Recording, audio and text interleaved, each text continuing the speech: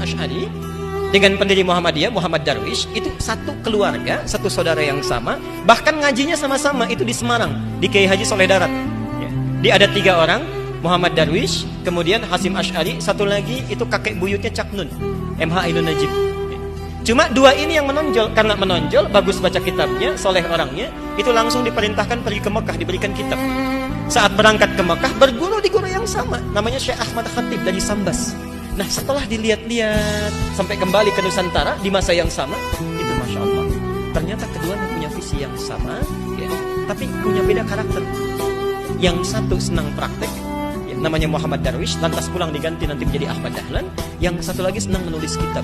Saat meninggal Kiai Haji Ahmad Dahlan 1924, difikirkan oleh beliau, ya, ini seorang sudah meninggal dunia, ulama belum bangkit, maka ditulislah kemudian kitab baru yang menjadi landasan lahirnya ormas baru disebut dengan Nahdlatul Ulama. Ada satu yang oleh beliau tidak diceritakan, karena mungkin beliau gak enak kalau menceritakan sendiri, maka saya yang menceritakan. Jadi kalau ke Romli dikasih pisang, ke Hasyim Asy'ari dikasih kitab, ke Ahmad Dahlan dikasih kitab. Ada lagi seorang murid beliau yang namanya Mbah Nur Zahid, Kiai Nur Zahid, itu dikasih cincin oleh Sayyidina Khalil.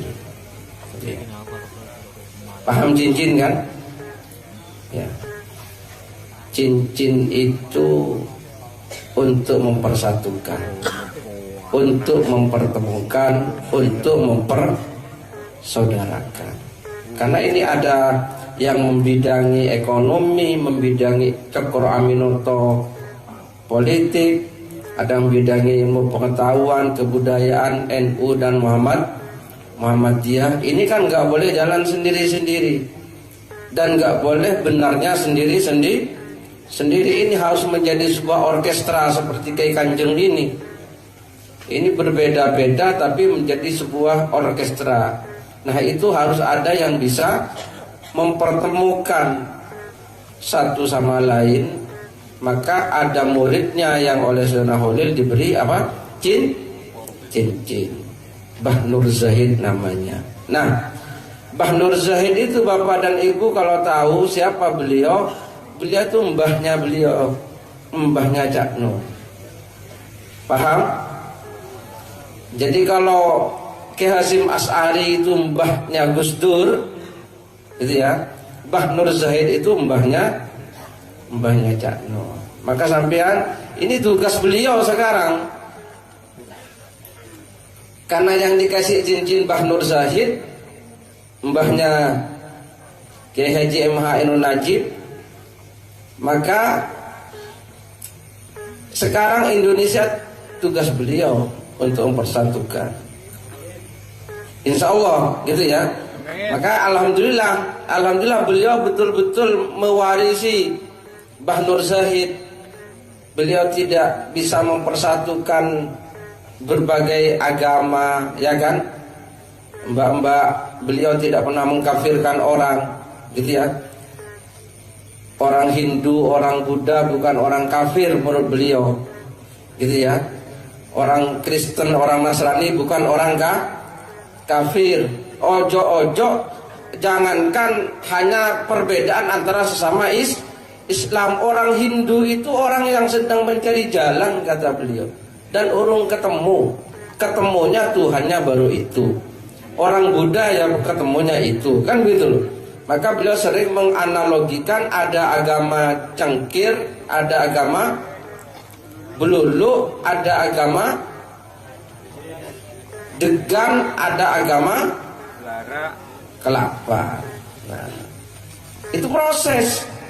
Jadi bukan untuk dikafirkan, tapi masih dalam proses. Ini Mbah Nur Zahid, karena Mbah Nur Zahid itu dibawain cincin, maka beliau ini kita tidak membeda-bedakan ini NU, ini Muhammadiyah, tapi ini ditempatkan pada tempatnya masing-masing. Muhammadiyah itu sangat perlu kehadirannya, gitu ya.